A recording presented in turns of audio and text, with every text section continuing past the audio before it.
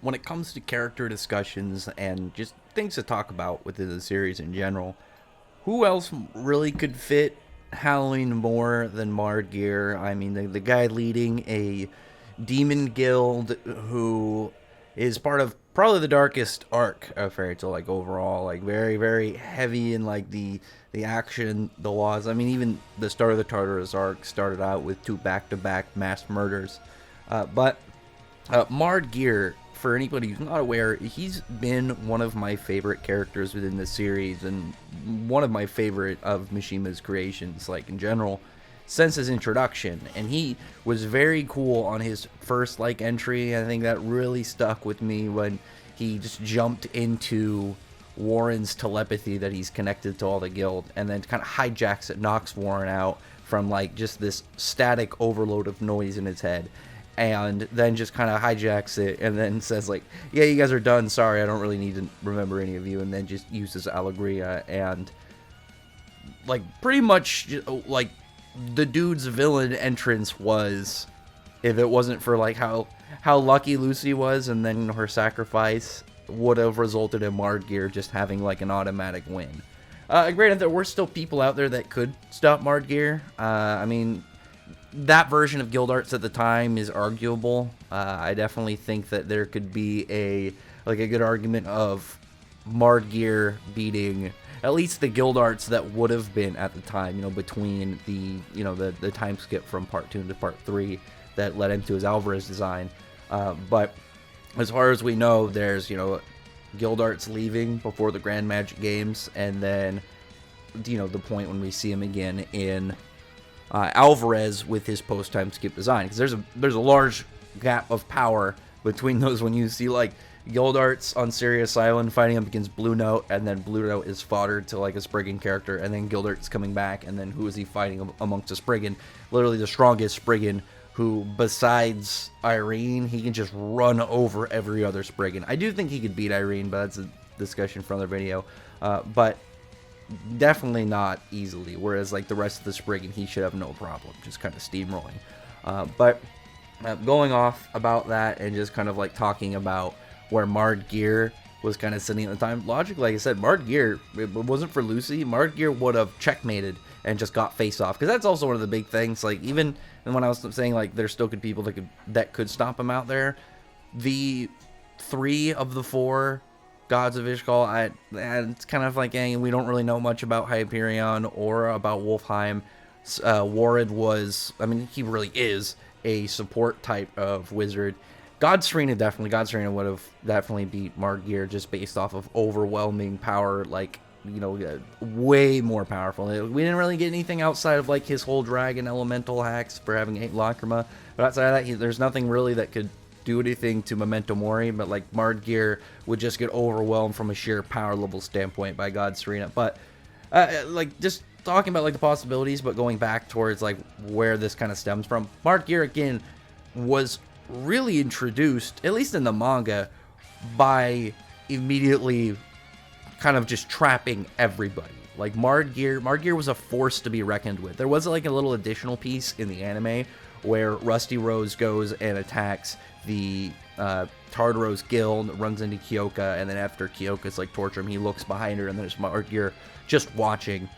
And then we don't actually get his introduction on like his more like canonical introduction in both the where it was in the manga, but his actual reveal in the anime at least was during the fight between Mira Jane and Sayla, and we just got Geer just shown. We didn't really get much of him, just him sitting on the throne, and Underworld King Geer, and obviously is a member of Tartaros, which is funny because he's technically not the guild master, but he sort of is, just based off of like everything that we actually found out about E&D and whatnot. Geer is like a really weird character when you think about him and his kind of like position in the story and what he relates to. It's like with Hades, there's a lot to Hades to kind of understand, whereas like Geer, where instead of having a like kind of overly complex goal, like with the whole like, oh, great world of magic, bringing about Zeref, putting magic back into like its chaotic prime state, where everything is like insane and only the strong could survive, what Hades believed as like the true world of magic, when magic was at its most kind of like pure within the world.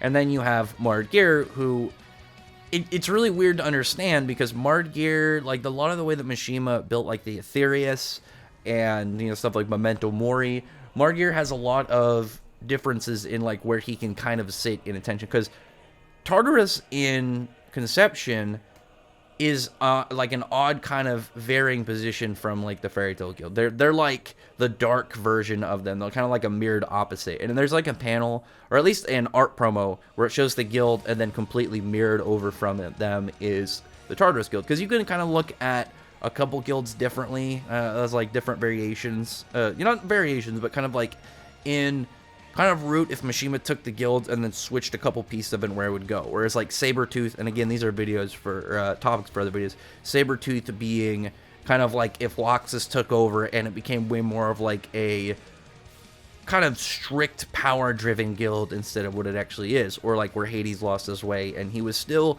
sort of a kind of like parental figure to at least the important people of Grimoire Heart. But he obviously had a different way about kind of like conducting himself and where his guild is being directed at.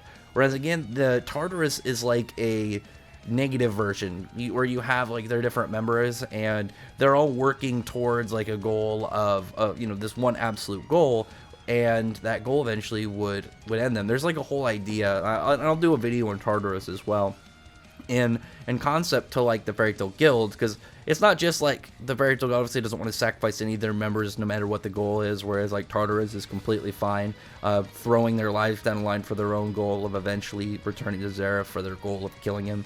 But in just the general concept, the Aetherius aren't technically demons, because there are natural demons in the Fairy Tale world, whereas the Aetherius are all artificial. They are all created from Zeref. Zeref creating them out of raw ether nano, obviously coming from the name, or where the name Aetherius kind of comes from. And their whole idea is that them being books, and the way the Aetherius books work, Zeref's writing out everything about them within the book. We see that a lot in the showing near the end with Natsu's book. Everything within it is essentially like a coded data of who they are. It'd be like Eden Zero's a good version to kind of compare it to. Obviously, Mishima adjacent. It is directly also made by the same mangaka. But the robots in there, their core is the only thing that really needs to be, you know, saved in order for them to really live. You could completely destroy their body, but you could upload their core and all the coding in it into another person. It's kind of like the idea of a robot. If you program them, they're like a really complicated robot, but down to it in concept, they're a bunch of different numbers in programming that says like this is what makes up this robotic individual. It's sort of the same thing, but with the Aetherius. Mishima just had Zeref write it out in a book instead of in like a computer. And in the way that works, that makes them all a story. All of the Aetherius are living books. They are all living stories within their series. And the Fairy Tale Guild, what is their like whole thing? The whole guild's origin name comes from the idea of like, do fairies have tails? It's an eternal mystery, so it's eternal adventure into how it goes. It's a never-ending story when you think about it like that. Whereas Tartarus, they want to return to Zeref to kill him, and we know when when Zeref dies, all of the demons that he created through living magic will die with him. They are a story working towards an end. It is the mirrored opposite of a story that never wants to end versus stories that want to meet their end. And Geer, obviously being the head of that, it actually played a lot into like his the concept of Memento Mori and how it works, the wording around it. But I also just want to talk a little bit about Geer, because like I went off on a little bit of tangent, but I've always had a lot of things to talk about, just from like the base route. And I'll start from just the base route of where I want to talk, because it was the base route of where his character was introduced and what we really got.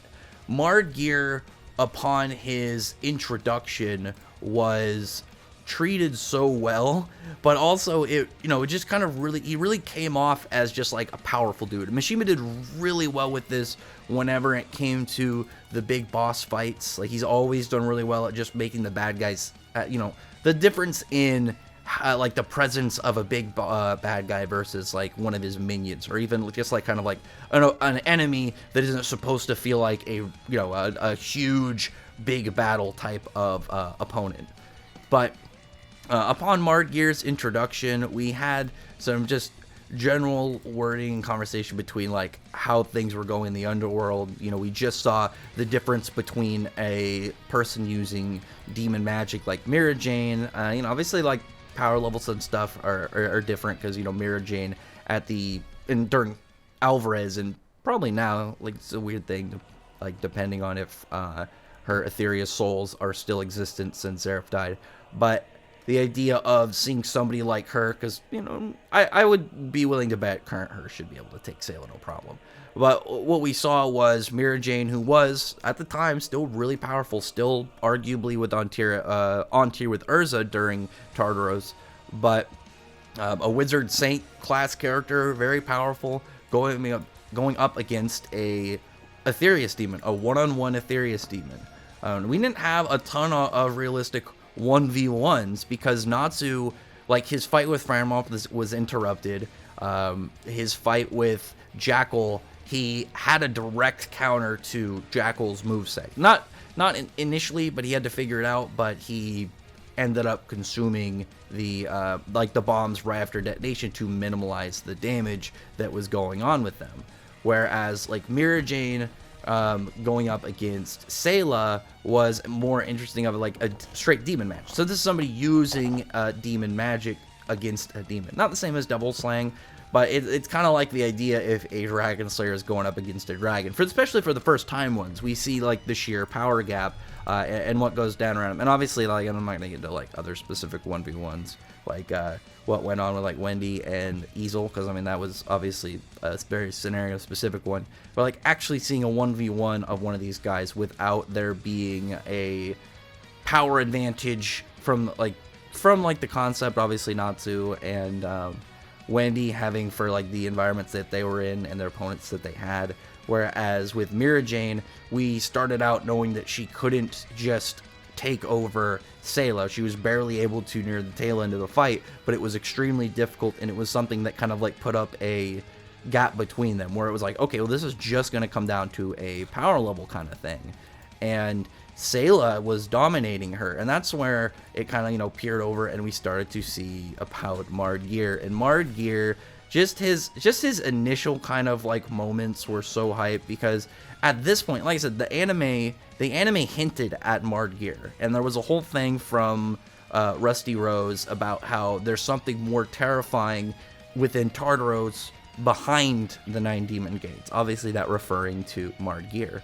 But like the whole first part, when we just get a spooky door within the Tartarus castle, and Geer is like saying the book of Zeref, demon known as Aetherius, they have a little to fear from humans who play at being a demon. And this was another thing, because it hyped up Sayla as well, hyped up the Aetherius, because the Aetherius as well, and I would say the Tartarus members in general were probably the most formidable in reality of like a 1-for-1, because with the members of the Spriggan, we still got people like Nineheart. Though Nineheart was powerful as a ranged character, I would say like for their kind of like caster who's really not a fighter, kind of like how Tartarus has Keys. Keys, I think, had a better showing and had a outright better kind of like way of defeating him, whereas like, I mean, Jalal out like just going to rage form was like, well, not rage form, but rage mindset, bloodlusted pretty much, was really cool. But it didn't have like the sheer kind of like, oh wow, as like Juvia going into Keys and exploding out of him. But just seeing Sayla's like whole bit, and then we're seeing, oh, there's this guy sitting in the throne, who is this? And then he's like talking to the book of E&D. You see him holding E&D's book, and he's talking to him, and then we just get to see this bit, because there was a little bit earlier where they're talking about like their Tartarus members. I think Lamy was talking about their deal with the Underworld King is what made them immortal, because the Hell's Core seems to have come from Geer. This is something Geer can do. And what's funny is like the two of the characters I really love, Geer and Wall, both died. I always have these tinfoil hat ideas of logically and legitimately ways they could come back into the story. with no real kind of like nonsense about it. You can have Wall. Nineheart could come out. Nineheart could run into either someone like Laxus or, you know, Natsu or Gray, which could lead to either Wall or Geer. Wall could upload himself into a new body because he's a machine, and Geer could make a Hell's Core and put his pretty much put his consciousness and his soul into a new body. Which, you know, just as a funny thing for me, but when he's saying like all this world's light will be blanketed in darkness of the underworld, he's just given like a really cool evil bad guy kind of statement, a really bad guy kind of like dialogue, which is weird because he's technically not a bad guy, because he's of a different species. He's a completely different race, and for the Aetherius, they're doing what they're supposed to. They're doing something that is actually good for them, which is because of like their programming, quote unquote. But they talk about it's pretty much like baked into their DNA, into their genetic code, to return to Zeref to, you know, perform their whole purpose of killing him, of erasing him and wiping out his immortality and his accursed life that he hated so much. But when it comes down to it, the Aetherius, from their perspective, are good. And it's one of those things where it's like, Future Rogue's a bad guy.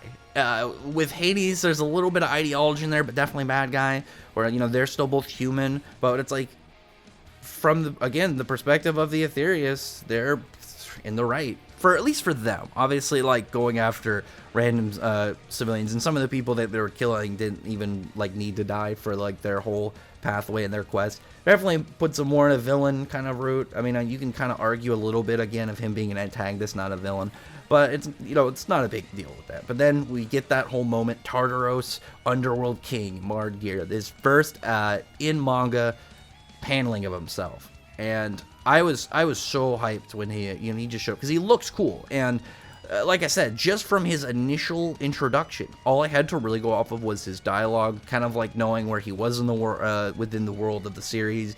You know, the seemingly strongest member of Tartarus besides E&D, having E&D's book. And then his design. I love his design. He's on this sick demonic throne. He got like this cool black kind of wavery hair. I don't know if that's a word. Kind of like just way that it kind of coils and twists. I think that's just one of the things that has to do with like his curse with the thorns. There's just like a little bit of a nod the way that his hair kind of like twists and coils, like, well, not coils, twists and kind of like hooks like that.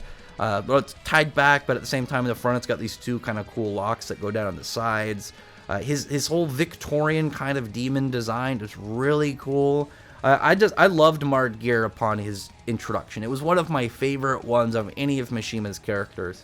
Because it wasn't like, when Zeref was first introduced, he looks cool, but I mean, like, he doesn't have the same kind of instant hype, instant impact upon arrival that I think Geer had, because part of Zeref's was different. His was more of the mystery of who exactly he was, whereas Geer, we came into the arc knowing about, well, he came into the arc having a lot of just setup in it, because like, the Tartarus arc is already about halfway over during his introduction, and he pretty much just comes in for the second half. But his second half is so impactful onto just his character. And he's one of my examples, if not my best example, of a character who can be only in a pretty isolated chunk of the story and still have a huge like amount of skills to like towards his character itself. Like, Geer is a very fun antagonist. He's very well regarded amongst the fandom, and I haven't really come across anybody who had anything really negative to say about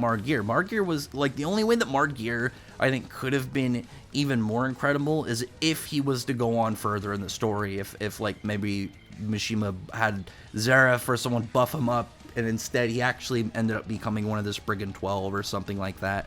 I really don't see an otherwise way that it could have really been enhanced other than kind of like have him just at parts other in the story. Like, Geer's design, his presence in the arc, and in like the first chapter where we're actually seeing him, because in chapter 380, when he was introduced at the very end, we get back to 381, and it's really all about Mira Jane and the Strauss siblings. We get the flashback when we actually see Mira Jane before she was in the guild, coming to the guild, and then just a lot of really nice moments to kind of understand her past, her character, and what was going on between her family prior and then post joining the guild. And you got the whole part with Elfman coming in. I mean, that's just a cool hype part in general. I like that it got to show Elfman actually, like, demonstrating how strong he is when he's actually able to get a hit on, if he wasn't so damn slow in every fight.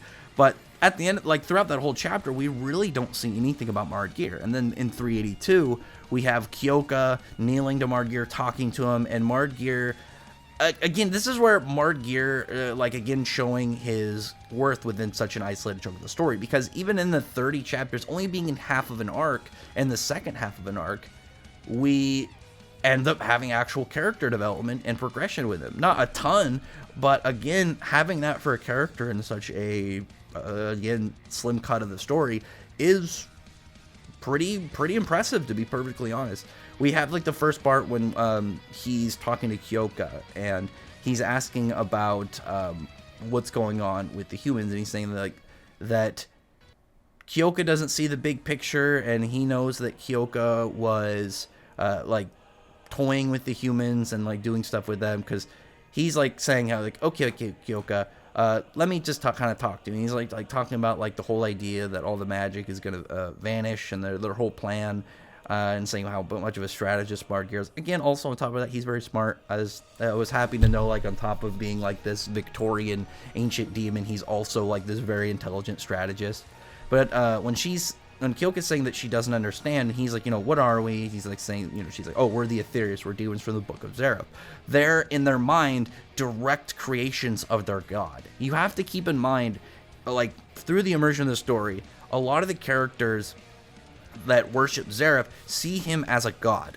Zereth can create life. Zereth is this undying, immortal master of magic who was so talented at magic, he casually outdid Irene. Not just Irene, Dragon Irene. 400 plus years of her trying to, well, I guess it's technically a little bit under 400 years, because it would be before Urza was born, but whatever. 400 or so years of her trying to turn her body back into human form, and Zereth just does it no problem. Zereth is, to a lot of characters in this series, a god, and the Aetherius see themselves, directly as creations of this god, as higher beings. It's pretty understandable. They're made out of raw ether nano, raw magic, into flesh and blood beings. Because that's one of the things that it kind of is overlooked as well, the crazy is living magic, because if Face went off, all the magic would be erased. So if the Aetherius were still connected to magic at that state, then they would be erased by Face. But we know that's not the case, because once Face went off, Geer would be effective, which he's not. And same thing with Franmoth. But the Aetherius are just higher level beings to them. And he's like asking what their goal is, and she obviously knows to revive E&D and go back to Zereth for their whole plan. And he's like, okay, well, what about humans? And she says, okay, well, they're beneath insects. And that's when he has, like, his thorns go out. He's torturing one of his own people. And this is actually really impressive from a fighting standpoint as well, just as a side note, because Urza put her lance into Kyoka's gut from one point of the cube to the other. She drove all the way into the center, through the center gravity, and then out the other with a lance. And I won't go into much into power level stuff and kind of the idea, but obviously the difference between a lance and a sword slash or a punch is surface area. The amount of force you're putting into a piercing attack is going to be way more devastating than that same amount of force in a punch.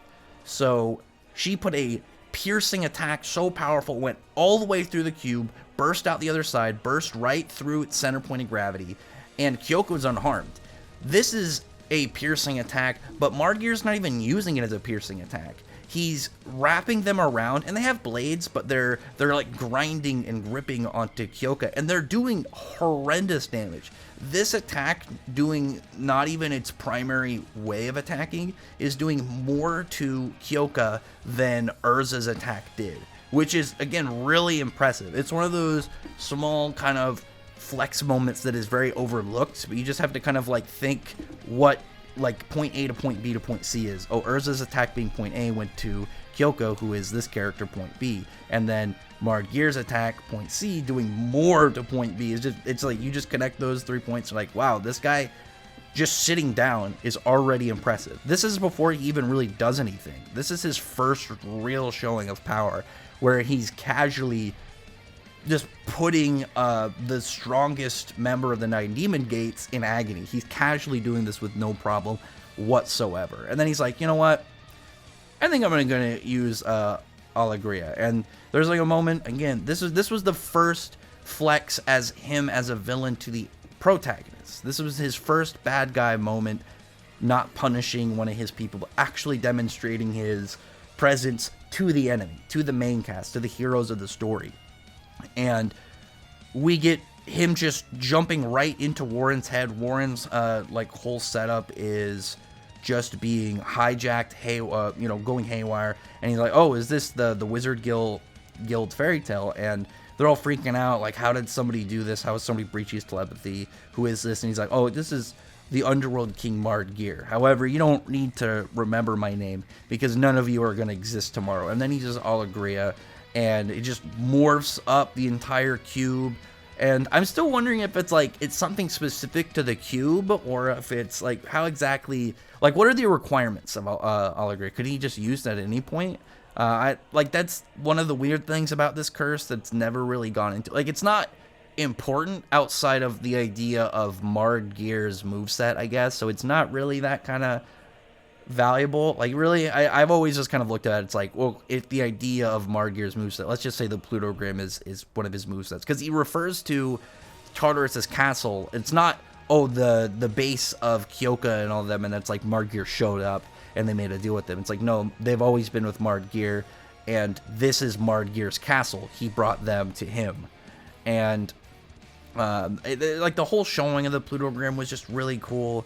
Him being aware that with one person escaped, being Lucy, it's just like Geer from the go was being really active. And I'm super hyped whenever villains have like an active role upon their introduction, at least to a degree. Like, at least if they're very much kind of like they're shown being knowledgeable. I think the way to kind of like differ them is like the anime, I think, did a little bit better with Hades before Hades' fight, because we got to see a lot of Hades and they buffed up his office room to make it more ominous.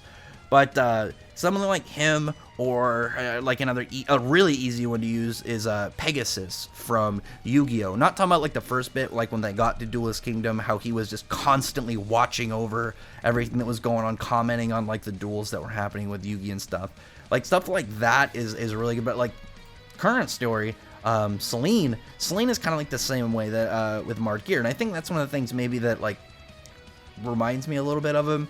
Not really. I mean, she's smart, tactical. I've never really compared the two, but I have thought about their activity as just kind of like highlights of their character.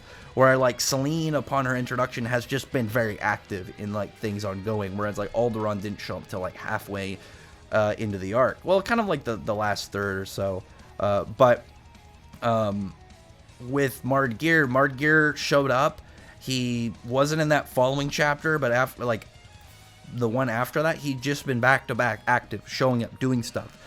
Even in the one where he's not really kind of like casting any curses or doing anything major, he's talking to subordinates and saying how all of the intruders but one has been stopped by Alegria.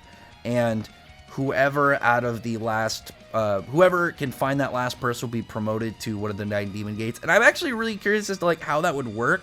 Because a random fodder guy being buffed, I can understand, but it's like, what if somebody caught Lucy and either captured or killed her and then was promoted? Would they forcefully be able to make them stronger into demons? I think so, but they would kind of just be not, they still wouldn't be the same as the Aetherius, I would assume. So it's kind of like a weird spot when you really think about that bit. Not from a standpoint of like, is it plausible, but it's like, would this guy actually achieve anything that he wanted to? It just feel kind of like a rank, but I don't know. Maybe that would be enough for them. Actually, that'd be kind of funny if it's like he gets imagine Tartarus winning. Tartarus wins. This random dude gets buffed and promoted up to 9 demon gates. The Tartarus members find Zeref. Memento Mori works, and Zeref is killed. And then this guy just all of the demons and the Aetherius demons just disappear, and he's the last one there. He would probably actually be poised up to become the new Tartarus boss, because all of the Tartarus would be gone. You would just have the people that were like, manipulated humans and like random dudes from guilds that were ranked and branched out under Tartaros's rule, kind of like Minerva, but obviously like just kind of like barely survived. Maybe, you know, didn't even get the chance to get like their own personal demon designs. Even Doriath got one, but it's like these guys would be such an interesting force of that, like actually having, really funny to think about. But after that point, we don't get him from the rest of the chapter, but again, like every time he shows up, he's active, he's doing stuff. And then the following one, it sets up a fight. Like, we have the following chapter where it's everything beyond Geer saying like, hey, go kill this person and then you'll be one of the 9 demon gates. Everything beyond that is Lucy even falling to the next chapter until the literal last page, the very last page, second to last panel. You have Geer up against the Celestial Spirit King. And like this is a this is an absurd match. This at the time was realistically the most hype match in the series. And I don't mean it from the idea of the characters, because like looking at like Hades' fight or any of the fights prior to that, this was the match between the biggest characters 1-for-1. This wasn't Acnologia against the guild, whereas like Acnologia just dominated them. This was the king of demons within the series, the strongest actually on-shown demon, the pseudo-leader of a demon guild, one of Zeref's demons, Geer, against the Celestial Spirit King, a guy that we've known since early in the series, since we had the whole bit with Lucy and Loki.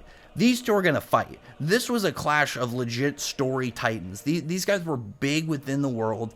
And, you know, granted, they're not, like, big in the grand scheme, but at the time, this was the two big. This was like when we saw Makarov and Jose going up against each other, because at the time, that was, like, the two strongest shown characters really clashing. And that's kind of what this was to a degree. Obviously, like, there were still people like Zeref and Acnologia known in the series, Igneel and stuff, but this was the strongest duo, like the strongest pair of one-on-one, one-for-one character match that we had, and it was really hype. And this was Geer. This was a character that got introduced 4 chapters ago. If you were a Geer fan, you were like, this was a feast. This was crazy. This was kind of like you know, play pinball and then you get like, what is it, crazy ball, whatever, and suddenly you have like 10 balls and you're just swinging all over the place. Geer was pretty much that. The second this guy showed up, he's just active. He's moving. He immediately gets to a fight. They juice it up in the anime. He has like all these really sick dialogue lines between the Celestial Spirit King.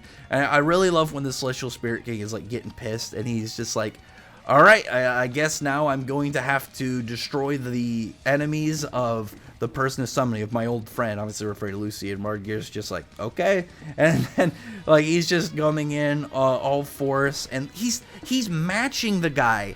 And granted, this is Geer in base with one hand. He's, even in this panel, you know that he's not fighting serious. The Celestial Spirit King is furious. He, like in the manga, he's like, we hereby revoke your right to exist. And Geer just nonchalantly, he's like, okay, come on. And then he starts matching him. Like, the Celestial Spirit King comes in with like the big slash attack.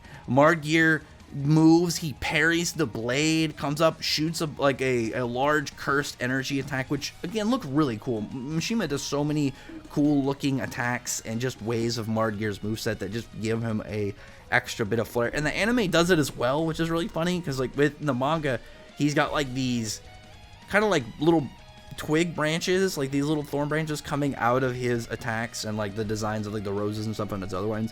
And then in the anime, they give him this sick silver metallic color to kind of clash with the Celestial Spirit King's like space rainbow kind of color. It's really cool.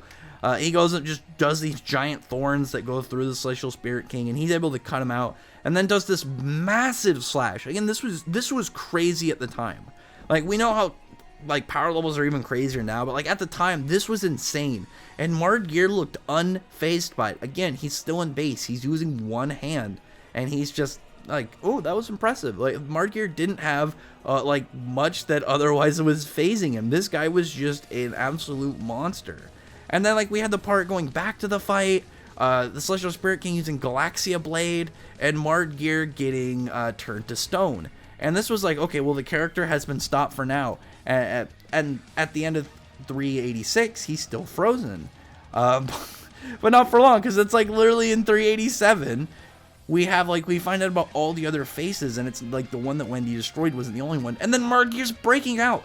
This dude was petrified. He was turned to stone by the Celestial Spirit King's big like trump card move that was supposed to like, it did turn the tides, obviously, because he was able to let out the protagonist from being stuck by Alegria, but it just stopped Margear for all of what, like 30 seconds. Like, Margear really had no trouble whatsoever, because it wasn't like Margear was about to go do something, was frozen, and then whatever he was about to go do was able to come to fruition, right? Like, oh, we went to go stop the first face bomb from going off. Margear planned to intervene, but then the Celestial Spirit King did his thing and stopped him, so they were able to stop the first one. It was like, no, like, that already happened. That, like, Wendy already destroyed the first one. Margear really was just stopped for like a short period of time of literally like nothing that actually hindered the guy. The guy was out within the next chapter. He was fine. Like, Margear was a absolute juggernaut. And then a chapter later, he goes up against Sting and Rogue. Like, he shows up, he runs into Minerva and Urza, and then like is casually messing around with them, and like he then is like clashed up to go against Sting and Rogue. And like, Margear was never stopping. He goes up against Sting and Rogue.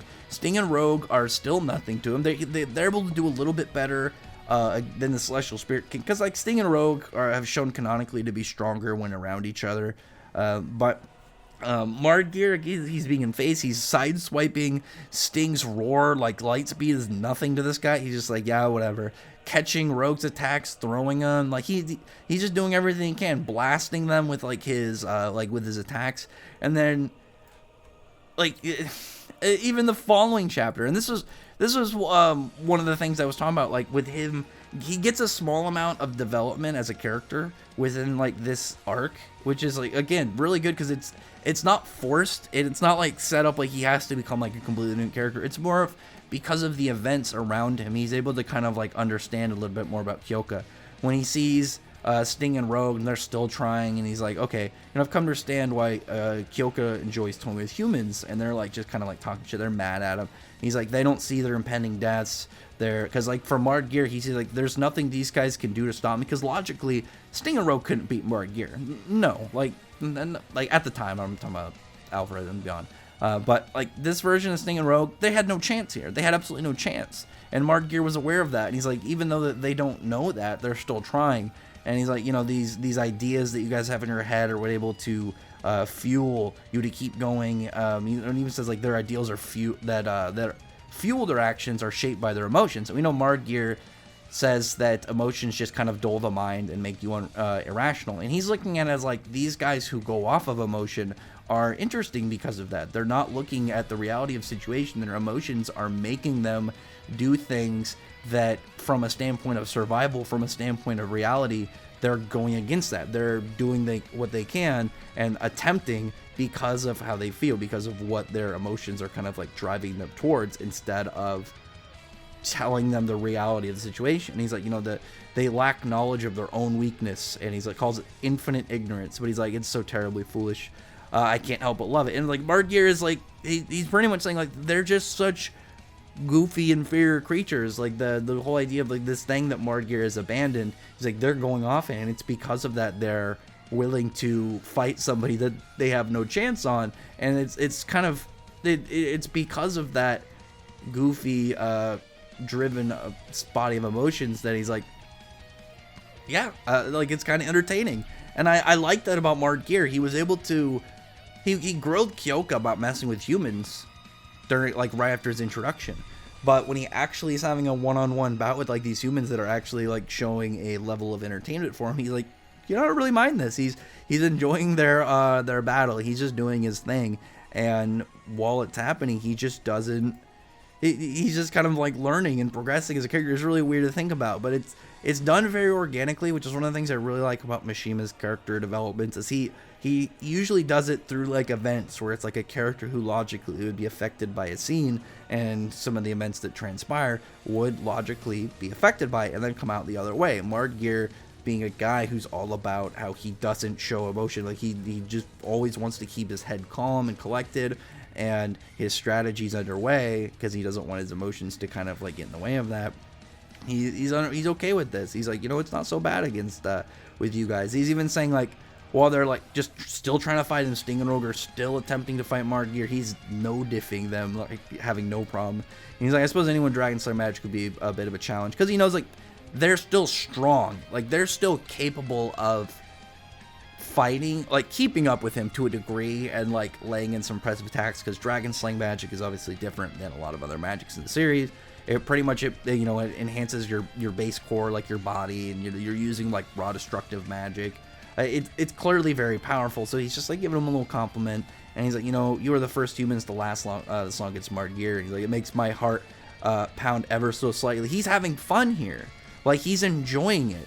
He goes from a guy who's just like, I'm going to hurt you if you're going to keep messing with things below us, the creations from a god who we must go back to fulfill like his purpose, because they're like a cult. And he's now going from that into, you humans aren't so bad. I'm actually enjoying this battle. I'm enjoying what's going on and enjoying the kind of the back and forth that he's having. Like Geer, like, because with the Celestial Spirit King, this is a dude from another dimension who rules over another race, and Geer would obviously look at him through something from a completely different standing. Kind of like how Acnologia will look at like a dragon or people of like big significant standing. He talked to Ignil, he talked to Irene, he talked to Zareth. He doesn't just talk to random people. So it's like with Geer, I think that he just looks at it from not a perspective of being at the top, but it's like there are people that are below him and he doesn't want to even bother with them. It's like, okay, well, I'll talk to somebody who is worthy of talking to me. Kind of like, again, how when Ignil was talking to Acnologia is like, I acknowledge your strength. I'm going to slay you. But Geer, again, he never really stops. There's like a small chunk of time we don't really get to see him. I think it's not until about chapter 399 when Acnologia starts showing up, and we get Geer like being I didn't predict this. Now this is a really intriguing part for Geer, because Geer was fighting Sting and Rogue. And then he was, we saw again, he was enjoying it. He was having fun. Right after that point, you have him kind of like alarm to be, the two exclamation points of gasp that is within a series. But he's like, oh, this is unexpected. And you actually get a sweat drop from his character, like there's something going on. And this is like, again, this is a huge flex moment of like the story, of like events in the story, characters involved. And Geer's response to it is Acnologia shows up, like the still canonically strongest singular being in the series. The only person logically that could be above Acnologia is Ankh-Saram, and we know really nothing about Ankh-Saram. But Acnologia arrives, and though Geer is like, this is a problem. This is absolutely a problem. Like, this is something I didn't foresee, which again was like a really crazy thing of like from his character, because it also showed that he's not perfect. He's like, yeah, this is something that I definitely didn't think was going to just happen. And following that, he's just like, all right, I guess now I have a new plan, because he sees it as, oh, well, he's here to go after the Book of E&D. Maybe he's afraid of it. And then we get a peer away from him, because it's like, even in those small chances, we get a good glimpse into Geer. Every single time he's on screen, every single time that he's visible, we're getting a good chunk of this guy. Like, he's not like Zero was a character where it's like he's a really good example of a character who is just a raw powerful meathead being a raw powerful meathead. He just wants to destroy and cause havoc and chaos, but he does a really good job at being that character. He's not designed to be something kind of like more than that. Whereas Geer's like, we don't really know where he comes from, and we don't really, well, not from the idea of like where he actually comes from, but I meant like when we got him introduced, we didn't really know much about like his character, where his character was going to go, because he's obviously very, very calm, collected. He keeps his face in like a set of motion, that kind of like narrow-eyed, like light smile. We didn't know a whole lot of like stuff about him, and every single time we get him on screen, he's just overperforming. He's doing so well, and he's giving us a really good interpretation of his character, as well as what he's like capable of, what he's kind of like here to be and what here to do. And then like once we get into chapter 401, he's like, oh, Acnologia and Ignil, obviously knowing who Ignil is also really impressive. And he's like, I won't allow you guys to interfere with my plans. He's like, you have inspired me to improve them. It is you forgotten breed that will be destroyed. And I get how his plan to destroy Acnologia could have went. And I think his plan literally came down to get face off, summon E&D. Was if he knows about Ignil, which makes sense because Ignil obviously at one point was, around E&D.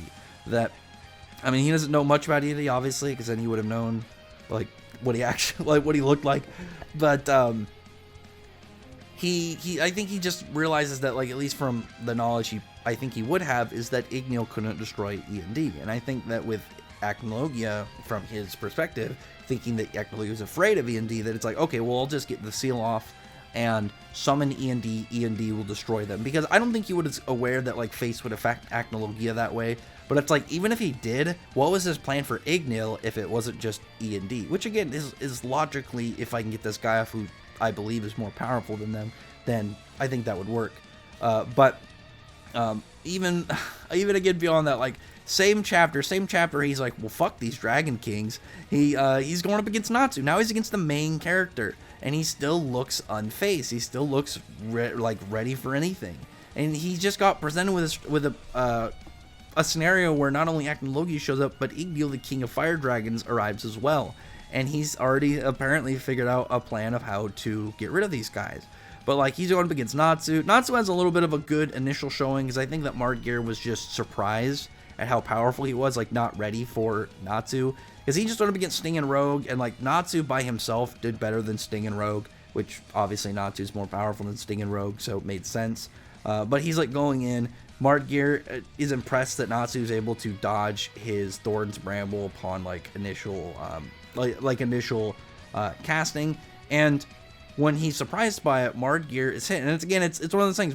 Geer isn't perfect, and we're able to see a moment where he's shocked because he's surprised by this, and he's able to kind of like regather himself and form a new strategy. But it's always like whenever Geer is surprised by something that messes with his plans, he has like a momentary kind of like, just the scene. And I don't think he like straight up freezes. It's more of just like, I don't think he's as worried. Like, he knows that this version of Natsu can't beat him, but he's just like, he's less on guard, he's less on edge, and it's way less of a fight where if he was, say, like up against somebody that was actually a big threat to him, I don't think he would be as like ill-prepared and kind of like out of the mindset right now. I think he's just surprised that a guy who is way weaker than him is able to do this well. But again, that's, the speed and the level of raw muscle power is because Natsu's a Dragon Slayer, not because Natsu is on level enough to really mess with him. But even when he gets punched in one of my favorite spreads in the whole series, like, this is still one of my top picks. I don't know if I could give it like a number off the top of my head, but when Natsu punches Geer and Ignil punches Acnologia, that's one of my favorite panels. And Geer's smiling. He's smiling about this in this panel, and like you get like this really cool after moment scene of that. Ignil looks looking fierce. Acnologia's unfazed. Geer looks a little bit kind of like he's just a little bit wide-eyed for a second. You see a little bit of damage on him, but then he smiles. He's like, all right, cool, I'm gonna accelerate the plan. You have again a really cool moment for him. He's talking to Kyoka, and he's like saying how what like the plan is to have her go and use a living like an organic link. Like, they switch between living and organic link sometimes, but he just like pretty much put her life connected to it, speed up the acceleration, and detonate it early. But Kyoka is going to die in the process, and she has this whole thing about it where she's like, I don't really know if I can do it, because she's like, if this one's curse power were used to forge an organic link with such enormous amount of magical power, that she would die.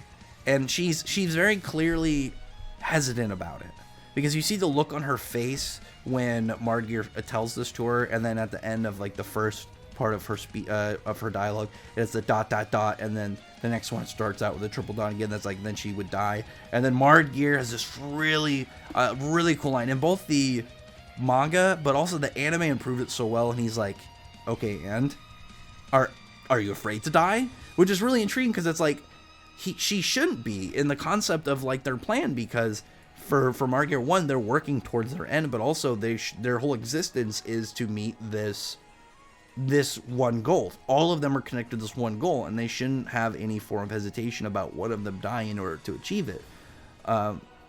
But it's really cool to see like that moment of hesitation, that moment of fear from Kyoka, because she's just like, I don't really know if I want to die.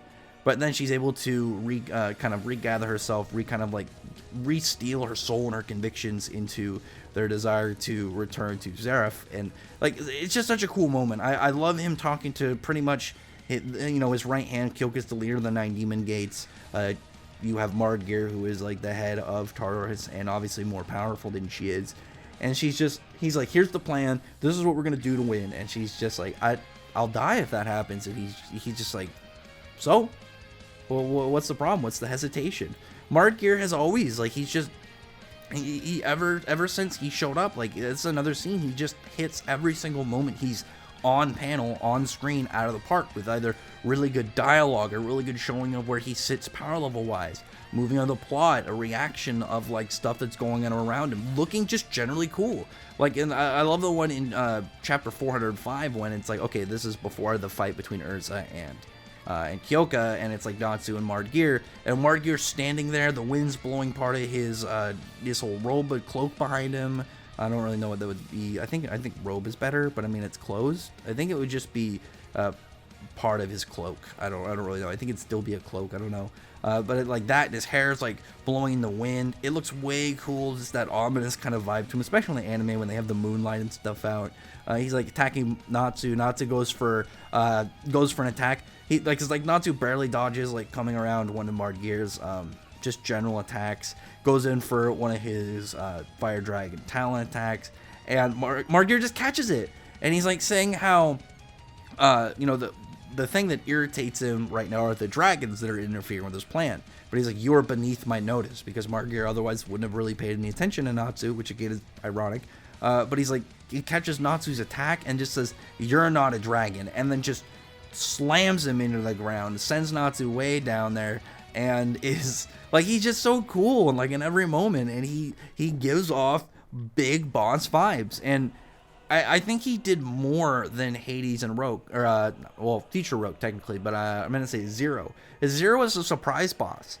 Hades was a boss that was built up of waiting until we get to this fight. We're going through all the subordinates until we get to this guy. Whereas Margir was like suddenly running into the boss, and then him just wreaking havoc throughout the rest of the arc. Him not going away. He's like, well, I'm here. I'm gonna do stuff. And on top of that, he just kept having like cool moments fighting Natsu, Sting, and Rogue all at once. Even when they get the upper hand on him from Moment, he has this really cool line where he's like, there are 2 dragons in the sky, 3 sons of dragons in front of me, and they've been running around my castle doing whatever it is they please, and it's awakened this long forgotten emotion. And he's like, looks furious, his eyes open up, but also his pupils like get smaller. He's got a wicked smile on him. He's like a rage. And like Natsu has a really cool line where he's just like, well, happy to hear that you're finally catching up to us. And that's cool too. But I mean, like, Margir's was obviously so much cooler, and they juice it up in the anime with like obviously the actual showing of it at night while it being dark, with the moonlight above had the explosions from dragons roaring at each other. And then you also get like this glowy silver eye that they like toned his curse power attacks in the anime with. And then like following that, we just see him like talking about like his view on emotions, how emotion is like a very destructive, or rage is like a very destructive one at that, because it causes you to cloud the mind, and it messes with your ability to think, and it just makes you be irrational. And he's like, well, I'm going to have to actually like partake in this now before I can return to my usual self. I'm upset about it, but it's something I gotta do. He even puts the book down, and this is where you know that he's gonna get serious. And again, a visual of him hindering himself by having one hand on the book while he's doing all his curse attacks with his hands, his free hand, and then he puts the book down. You know that is obviously a sign that he's got to be more powerful, not just in him taking it more seriously, but the visual of him freeing up something that technically was hindering him at the fight, like keeping him from fighting at his full power. And he's like, I'm gonna banish this emotion as I eradicate your existences. And he's just looking like a monster.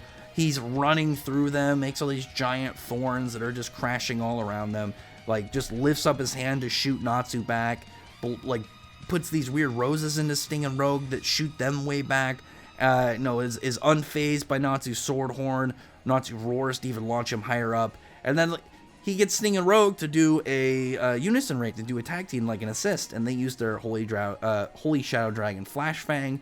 And at which Geer just says, that's a really beautiful attack, light and darkness combined. And he's like, however. And he just absorbs it. He condenses it into just a little ball of magic and then absorbs it. Natsu even comes in afterwards with a flame dragon firing hammer, and he just doesn't do anything to him. Geer's unfazed. He not only smacks Natsu back, but when his throne lands, he sits back down and he's like, you guys serious? Like, you guys haven't even got me to use my Ethereus form, so you might as well just kind of give up and go away. Like, Geer is just such a monster, like, at every showing. And it was just such a refreshing moment, I think, too. I think that's one of the things that also really helped Geer. It's just something I wanted to mention, is after the Sirius Island arc, we went into the Grand Magic Games, obviously. And the difference between the Grand Magic Games, Sirius Island, Tartarus is we went into Grand Magic Games not knowing where the power levels of a lot of the main characters were.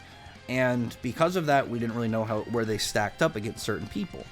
And it was more about, like, the spectacle of the tournament, like the kind of the matches, which were either going to be like the characters, like main cast, like either being more powerful, like in the case of Elfman having to thinks more intelligently to one up an opponent that was stronger than him, or in Wendy's case, matching somebody when she wasn't as known of a fighter at the time. But it wasn't like the 9 Demon Gates in Tartarus, where a lot of the Tartarus members were overwhelming members of the main cast and members of like the protagonists. And then you had Geer show up as like this massive, overwhelming force. And I think when you compare it to like the Grand Magic Games, where none of the characters were meant to be this seemingly impending doom character that's just approaching and won't stop. Like Geer was similar to that. He's kind of like, I don't like how Acnologia was like a miniature version. Obviously, like he's not the same level of sheer unstoppable power that Acnologia was in Sirius Island, but it was like this character that none of them could really handle entirely, and he just kept going even after like his initial introduction. He wasn't like I'm gonna show up real quick and then go back out. It was, I'm gonna just show up and do stuff. It would be like if Blue Note showed up earlier and then was just moving around, and we saw him going up against more groups than just like a majority of the main cast and then guild arts. It's just one of those things. And then we get like lore from him. He's talking about obviously the reason and the existence of the Aetherius books and where they were gonna, pretty much what they were all kind of set for. And obviously Zeref's suicide and stuff. And it just keeps going. Like, he just gives so much from every real corner we can get of his character, like his role in the story, what exactly he's going to provide for us, like as an antagonist for this. And then we eventually get to Aetherius, and he has this again really cool set of lines. And Geer has some of my favorite quotes in like the series. Like when he's going up against them, he summons Genma and stuff. And I actually really wish we got to see more of that Prison Flowers, because it is really cool. But he's like getting pressed by Gray a little bit, and then Genma shows up, so it kind of gets narrowed down. Sting and Rogue versus Genma, and then Natsu and Gray versus Geer. And Geer's looking serious now. You start seeing like this like smoke coming off his body. His wounds are healing, and he's like, do you imagine that your power will be anything against Geer's true form? He's like, after all these centuries, E&D will awaken. He'll be reborn. So why can't Geer be reawoken as well? And then you have this scene, like he's got like his Aetherius on. He's like, my name is Geer Tartaros, the Underworld King, the definitive demon. Just like an absolute monster. He's so cool in this scene, and his Aetherius is really cool. I really wish Mishimu drew it more without the pupils. It's kind of like the dragons.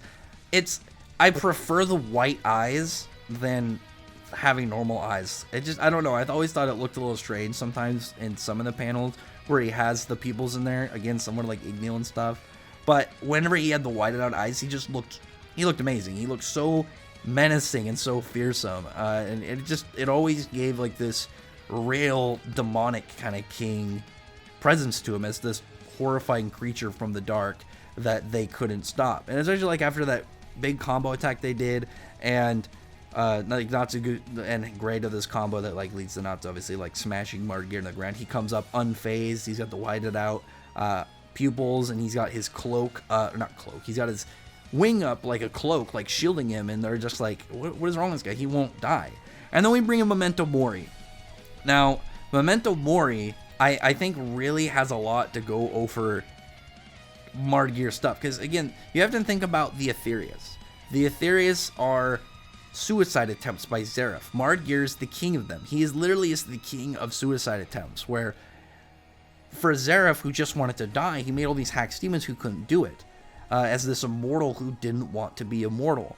And Geer, like, just talking about the idea of it when he says the recollection of death awaits, and the idea of Memento Mori, the memory you are dead, the memory that death is coming. It's like Geer is the leader of these demons that were made to kill Zeref, and Zeref pretty much stops on it, because E&D was his apex of creations, his most powerful demon, and the one that he believed would lead to his, as the name suggests, end.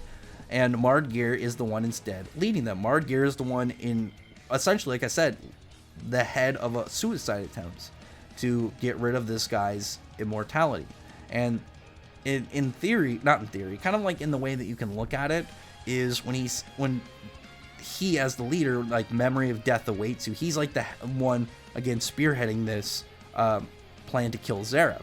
So for Zeref, who seems to have given up on these suicide attempts, Geer being like the memory that death awaits is like, we're still coming, we're still going to fulfill our purpose, we're still going to appease our god, and we're still going to be able to meet his wish, like his most wanted desire to die. We are the memory of death coming for him. And I always thought that was really cool, because it's like, when you think about like the idea also of the Aetherius, once they kill Zeref, would disappear, they would just vanish, they would become nothing.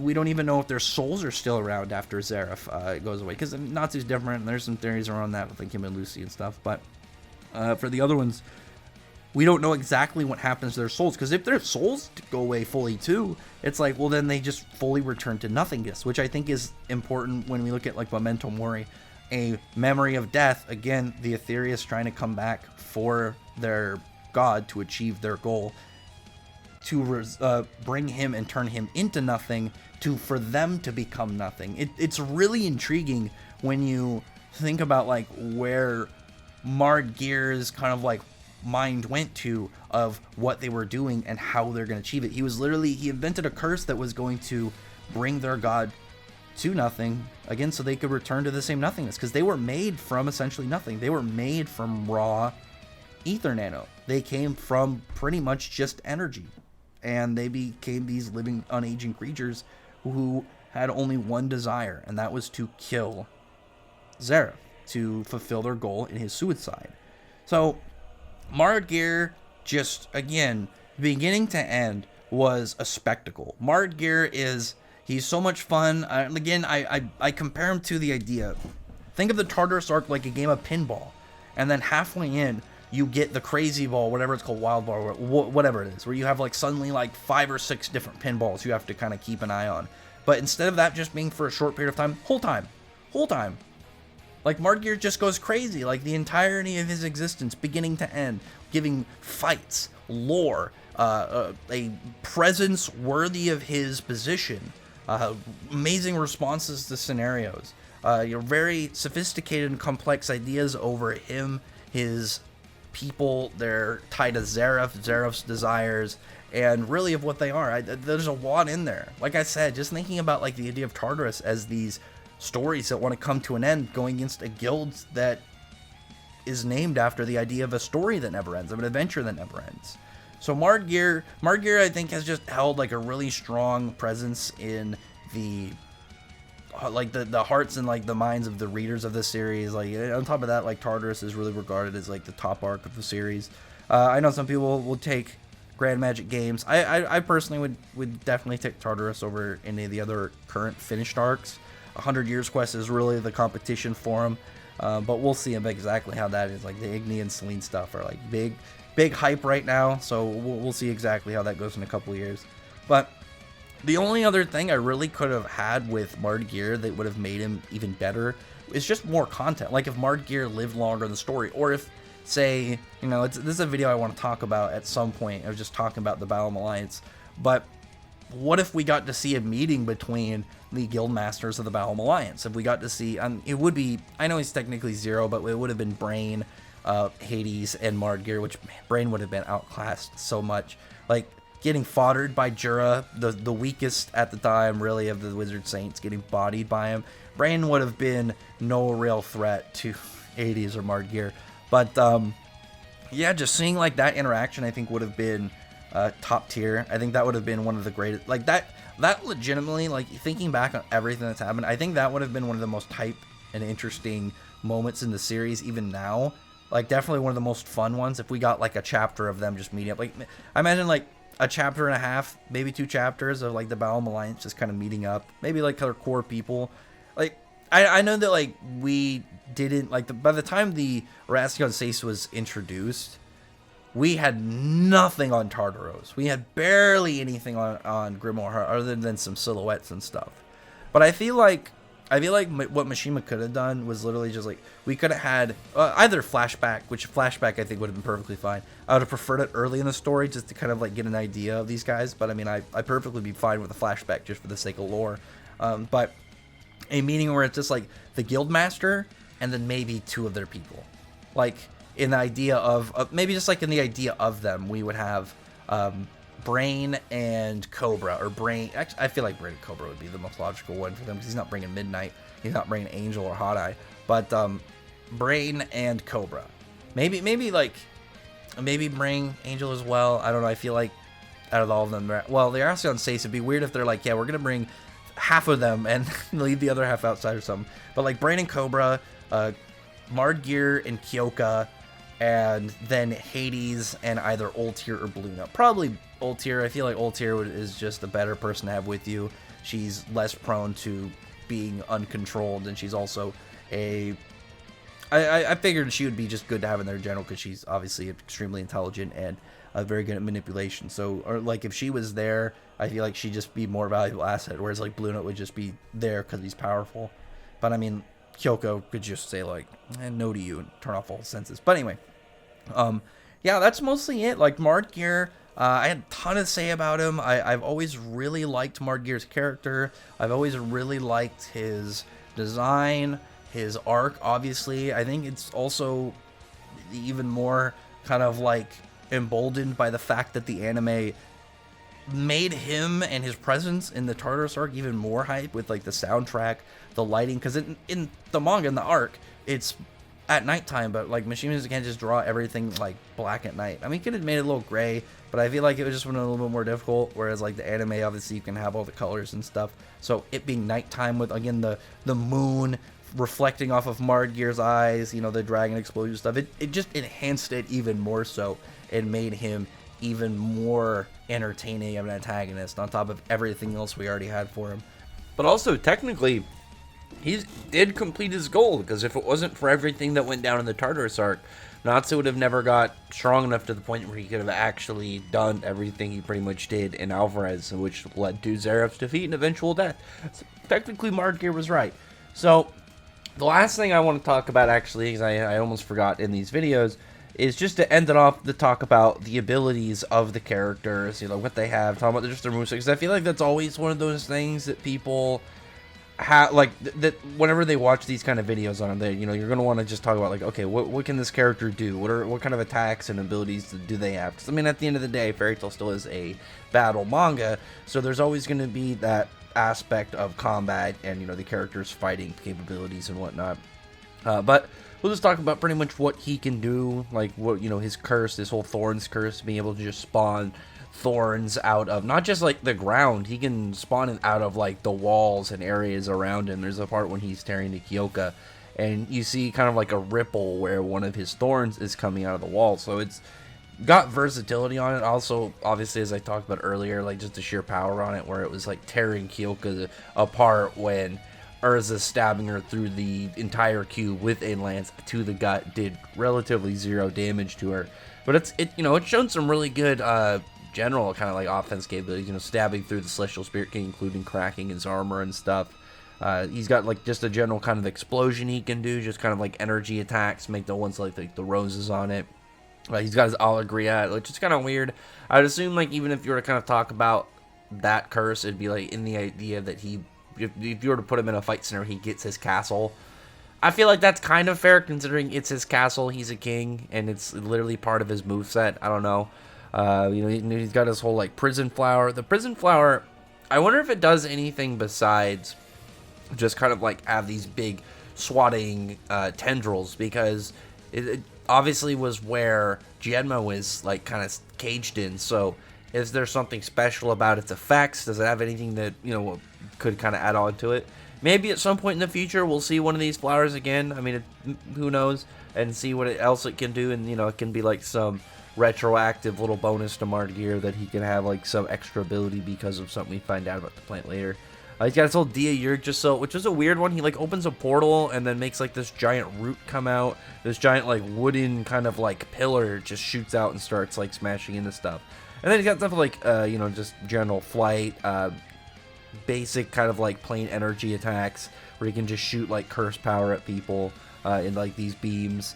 He's got, I'm pretty sure it's mostly, like, for the beam part, like, more in the anime, but I'm going to count it. But outside of that, his telepathy's cool. He's very durable, but with his biggest thing, not talking about his Aetherius form, because his Aetherius form just was a buff. He didn't kind of gain anything extra on top of where he was already at, aside from his thorns becoming black. But the biggest thing to Geer, which is one of the most fun things to always bring up, and why I was happy about this, because it makes Geer extremely relevant in, like, pretty much any versus scenario. Because, like, sometimes characters get an ability that is just so busted that they're always viable. They're always just going to be able to be a argument because of something they have that is just so busted that if, say, like, another character is like, oh, well, this character can do all this overpowering and then just kind of just, like, run over this other dude with, like, a steamroller, but it's like, well, maybe the weaker guy has this broken ability and it can just turn the tides of battle at any point the second they bring that out if they make contact. And Geer's is Memento Mori, given, like, all the lore and stuff talked about with his want to return to Xerath and the Aetherius' plans and want to kill Xerath. Geer invented a curse, created this Memento Mori, which, I put some stuff earlier in the video, I'll put some stuff more now, where he erases the concepts of life and death. Like, they're completely nulled out, and so anybody who's hit by this curse will simply cease to exist. Obviously something made to kill somebody who's immortal. So anything like that, where it's literally like this high-end conceptual erasure, like, it's gonna be pretty broken. Like, I think the only way you can really get that much beyond, like, that kind of status, like, for that kind of attack would be if it kind of had the, like, if it had the ability that Lost Aspect does, like, it was forced where, like, maybe people forget about him, like, if you're erased by Memento Mori, nobody remembers you or something. That's the only thing I could really think of is, like, its full existence and time that you've existed erasure. But it's like Geer just with this is always going to be an argument because it's so busted and powerful that it's something that if he could hit a lot of current characters, even like Spriggan and stuff, that if that landed, I don't know really I don't think it's gonna land on a lot of them, but if it does land, he can erase them. It is a broken curse. But anyway, other than that, yeah, I'm always happy to talk about Geer. I always enjoyed Geer's character. He's big hype. He's a really cool character with a really sick design, and I'm really hoping that Mishima can have a character like this in Eden Zero, because there's a character similar, and I guess it would obviously be similar, like Geer would be similar to this guy because he's Brave Master vs. Doryu. Not the same thing, but kind of like this dark demon, this kind of like very old classical dark demon. Like he was more like a Dracula, not like a bat like how Geer was. He had a kind of a different design, but he was obviously like kind of also styled in that dark kind of demon in a castle style, and I would love that for something like for Eden Zero. So hopefully Mishima can give another character like this one day in the future, do some different twists and turns with it, and make it into its own thing. But I'm always happy to see a character like Geer. These are just cool. These demons who they like to talk a lot of shit. They like to kind of mess with people, but they can absolutely back it up. And like I said, stuff like having the amount of actual screen time and then getting still character development within it as a bad guy in the second half of the arc will always be just like an extra kind of cherry on top for more Geer. But anyway, other than that, comment below, thumbs up the video with the like button, subscribe button, check out my other videos. But in that, I appreciate every subscribe. Thank you all for listening. Bye.